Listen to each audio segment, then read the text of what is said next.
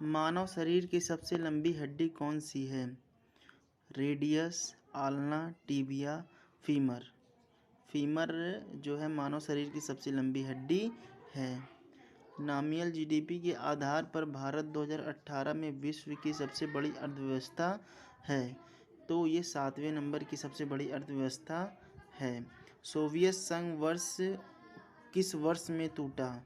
तो सोवियत संघ जो है वो 1991 में टूटा था। नर्मदा नदी मध्य प्रदेश में किन पहाड़ियों से निकलती है? तो नर्मदा नदी मध्य प्रदेश में अमरकंटक पहाड़ियों से निकलती है। बेस्टियल जेल पर जनता के हमले कौन सी घटना को जन्म दिया? तो ये थी आपकी फ्रांस की क्रांति को जन्म दिया था, जो कि बेस्टियल जेल पर जो जनता के हमले हुए थे उससे जो क्रांति हुई थी वो फ्रांस की क्रांति का जन्म हुआ था। पत्तियों में मौजूद हरा रंग किस नाम से जाना जाता है?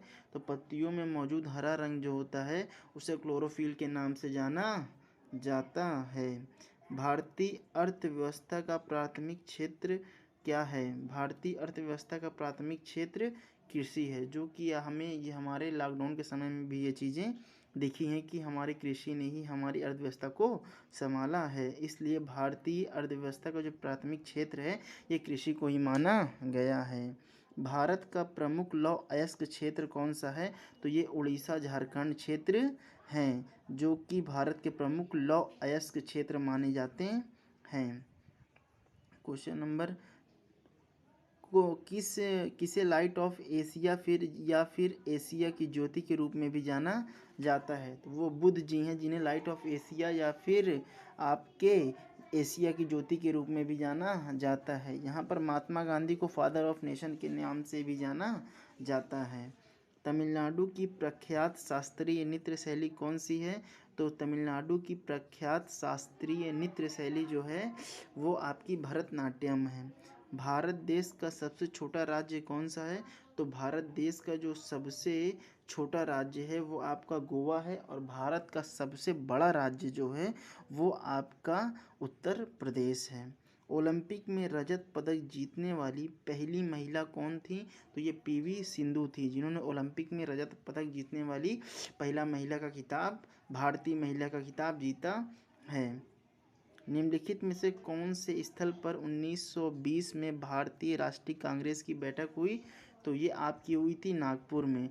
भारतीय कांग्रेस राष्ट्रीय कांग्रेस की बैठक हुई थी 1920 में, ये नागपुर में हुई थी। श्रीलंका में गृह युद्ध कब समाप्त हुआ? तो श्रीलंका में गृह युद्ध जो था वो 2009 में समाप्त हुआ था। जिन चेकस एक प्रसिद्ध क्या थे? एक चिंतक थे। लावणी कौन से राज्य का लोक नृत्य प्रकार है? तो लावणी जो है आपके महाराष्ट्र का लोक नृत्य प्रकार है। वह कौन सा पक्षी है जिसे शांति का प्रतीक कहा जाता है? तो वह मान लीजिए वह कबूतर ऐसा पक्षी है जिसे शांति का प्रतीक कहा जाता है, और मोर को हम भारत का राष्ट्रीय पक्षी भी कहा जाता है। निम्नलिखित में से कौन सा अंतःस्रावी तंत्र का हिस्सा नहीं है? तो वो लार ग्रंथि होती है जो अंतःस्रावी तंत्र का हिस्सा नहीं है। डीएनए का पूर्ण रूप क्या होता है? मतलब डीएनए का फुल फॉर्म क्या होता है? तो D for deoxyribose nucleic acid. DNA का फुल फॉर्म जो होता है वो डीऑक्सीराइबोज न्यूक्लिक एसिड होता है। आर्किटेक्चर के जर्नी की तकनीक पिएट्रा ड्यूरा निम्नलिखित में से किस स्मारक में पाई जाती है? तो ये ताजमहल में पाई जाती है। जो ये पिएट्रा ड्यूरा निम्नलिखित में से जो किस स्मारक में पाई जाती है? तो ये ताजमहल में पाई जाती है।